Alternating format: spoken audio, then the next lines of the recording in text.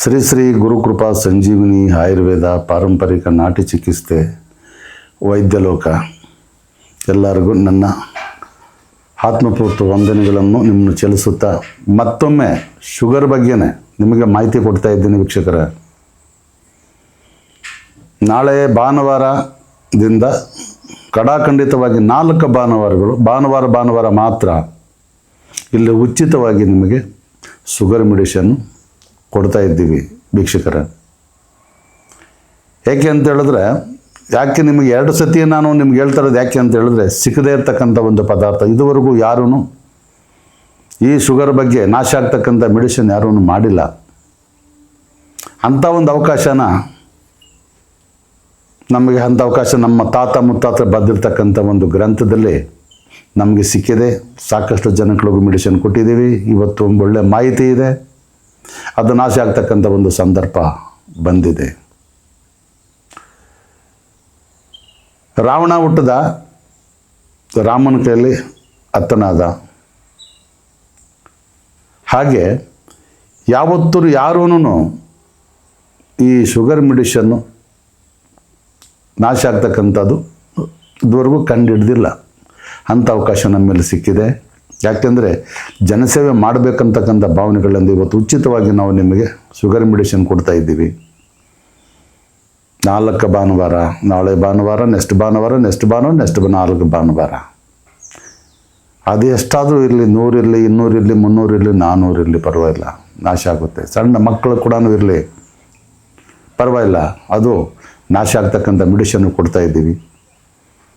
ಇದನ್ನು ನೀವು ತಿಂದು ನೋಡಿದ್ರೆ ಗೊತ್ತಾಗುತ್ತೆ ಈ ಶುಗರ್ ಯಾವ ಥರ ನಾಶ ಆಗ್ತಾ ಇದೆ ಅಂತೇಳಿ.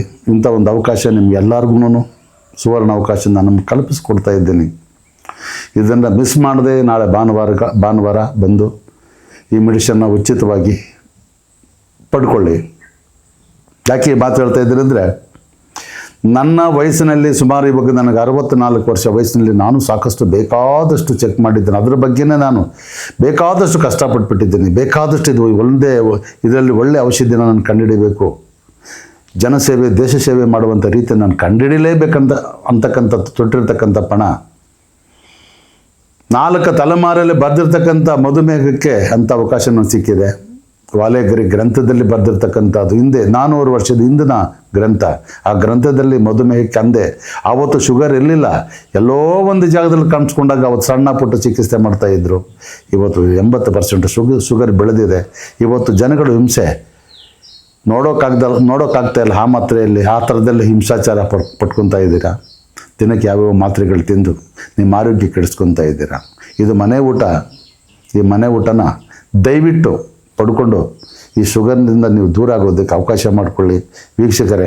ಇದಕ್ಕೆ ನಿಮ್ಗೆ ಹೆಚ್ಚಾಗಿ ನಾನು ಹೇಳೋಕ್ಕೆ ಇಷ್ಟಪಡೋದಿಲ್ಲ. ಇದು ಆತ್ಮಪೂರ್ವಕವಾಗಿ ಹೇಳ್ತಾ ಇರ್ತಕ್ಕಂಥ ವಿಷಯ. ನಿಮ್ಮ ಶುಗರ್ ನಾಶ ಆಗ್ತಕ್ಕಂಥ ದಿನಗಳು ಬಂದಿದೆ. ಶುಗರಿಂದ ದೂರ ಆಗ್ತಕ್ಕಂಥ ದಿನಗಳು ಬಂದಿದೆ. ಶುಗರ್ ನೀವು ಮರೆಯುವಂಥ ದಿನಗಳು ಬಂದಿದೆ. ಈ ದಿನಗಳನ್ನ ನೀವು ಈ ಸುವರ್ಣ ಅವಕಾಶಗಳನ್ನ ನೀವು ಬಳಸು. ಇದು ಮನೆ ಊಟ. ನೀವು ಎಷ್ಟು ದಿನಗಳು ತಿಂದರೂ ಕೂಡ ನಿಮ್ಗೆ ಏನೂ ಎಫೆಕ್ಟ್ ಆಗೋದಿಲ್ಲ. ಎಷ್ಟು ತಿಂದು ಕೂಡ ನಮ್ಗೆ ಏನು ಎಫೆಕ್ಟ್ ಆಗೋದಿಲ್ಲ.